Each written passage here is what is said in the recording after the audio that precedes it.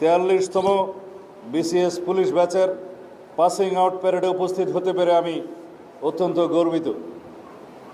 দীর্ঘ 1 বছরের কঠোর পরিশ্রম, শৃঙ্খলা আর ত্যাগের বিনিময়ে আপনারা আজ যে কুচকাওয়াজ প্রদর্শন করেছেন তা আপনাদের অদম্য মনোবল ও পেশাদারিত্বের প্রমাণ দেয়। আপনারা এমন এক ব্যাচ যারা এক নতুন রাজনৈতিক ও সামাজিক বাস্তবতায় কর্মজীবনে পদার্পণ করছেন। সুতরাং আপনাদের দায়িত্ব অনেক বেশি। রাষ্ট্রের এই রূপান্তরকালে আপনাদের নিজেদেরকে উপযোগী করে তুলতে হবে। সততা, দক্ষতা ও পেশাদারিত্বের সঙ্গে দায়িত্ব পালন করতে হবে।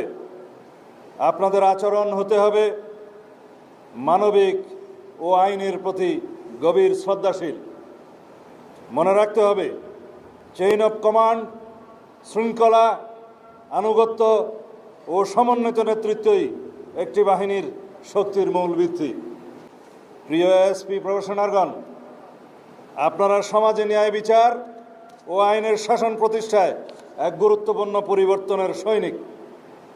আপনার আইনের প্রতি অবিচল আস্থা ও দেশের নাগরিকদের প্রতি দায়িত্ব ও জবাবদিহিতাই হবে আপনাদের কর্মের মূল ভিত্তি।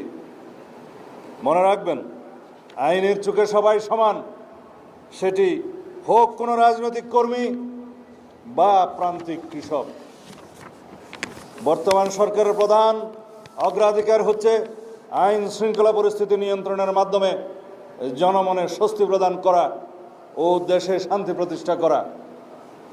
দেশে আইনের শাসন প্রতিষ্ঠায় পুলিশের ভূমিকা অগ্রগণ্য।